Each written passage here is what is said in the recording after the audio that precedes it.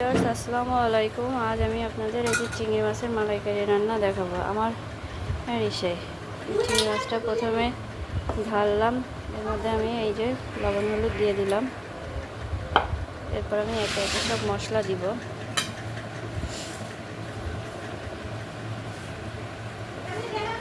এই যে রসুন বাটা দিলাম, রসুন বাটা দিব। এই যে আদা বাটা, এই যে জিরে বাটা, এইটা এই যে ধনে বাটা। এখানে সামান্য একটু শুকনো জল বাটা দিয়ে দেব, দিলেও হয় না দিলেও হয় যদি মিষ্টি মিষ্টি খেতে চান। এতটা দিয়ে দিলাম, কেউ দেয় কেউ দেয় না।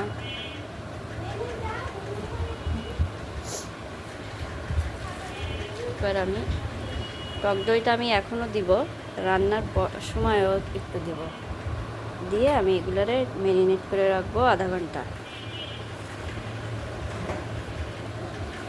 এই টক দই দিচ্ছি, টক দইটা দিয়ে আমি মাখায় রাখবো, আধা ঘন্টা মাখিয়ে রাখবো। তারপর আমি এটাকে চড়াবো, শুধু আমি মাখাচ্ছি।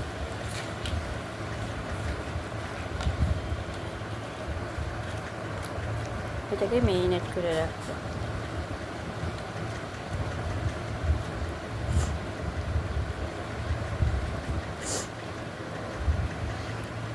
ম্যারিনেট করে রেখে দিলাম।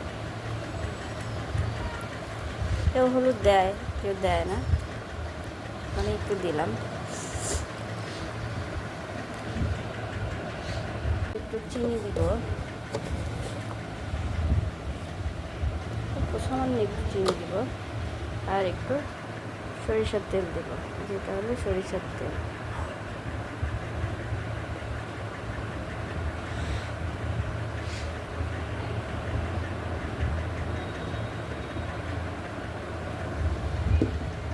দিয়ে আমি এটাকে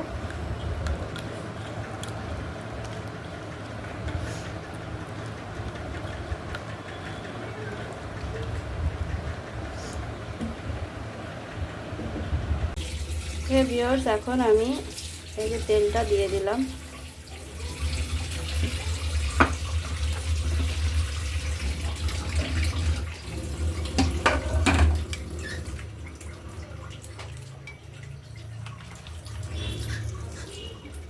পেঁয়াজ দিচ্ছি,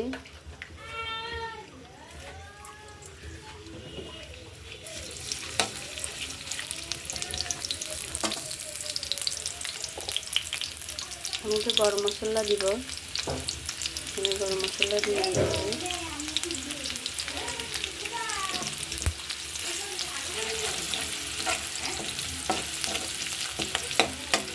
লাল লাল হয়ে যাবে তখন আমি মাছটা ঢেলে দিব।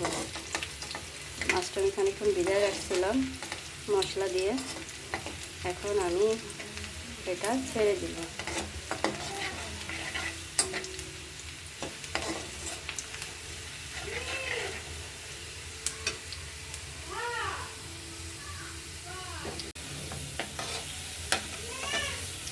এই যে এটা লাল লাল হয়ে গেছে, আমি এবার মাছটা ছেড়ে দেব।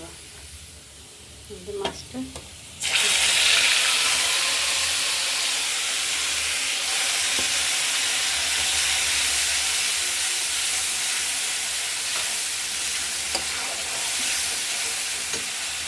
পানি দেব,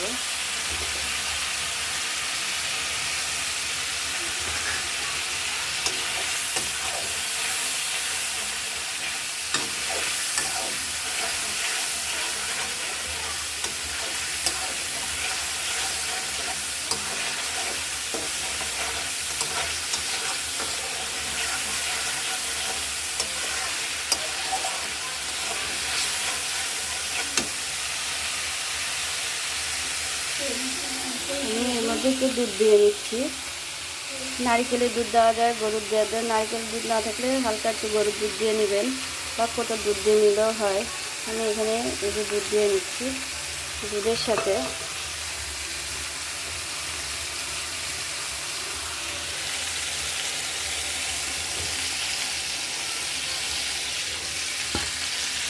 দিয়ে আমি এটাকে একটু কষিয়ে নেব।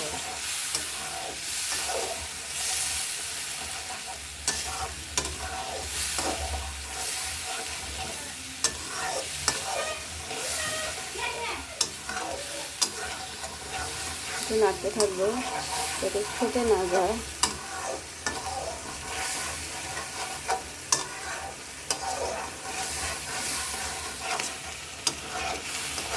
ছোট বড় সব মাছ, বড় বড় মাছ দিয়েও খাওয়া যায়, ছোটো মাছ দিয়েও খাওয়া যায়। আজকে আমি মাঝারি সাইজ বা ছোটো মাছ দিয়েই রান্না করব মিলিয়ে।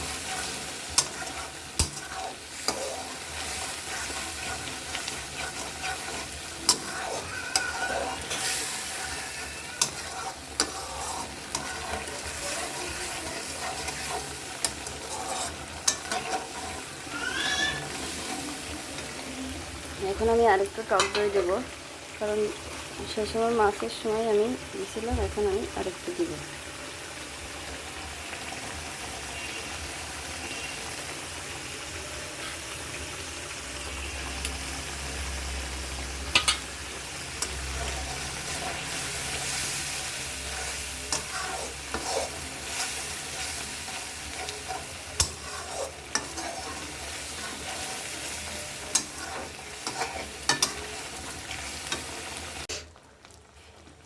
এই যে প্রায় আমার এটা হয়ে আসছে।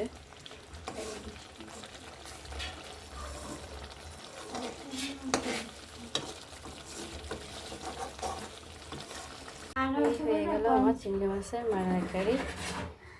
যদি ভালো লাগে লাইক দিন, শেয়ার করেন, সাবস্ক্রাইব করে দিন, ফলো দিয়ে রাখেন। আরও নতুন নতুন রান্না ভিডিও দেখাবো।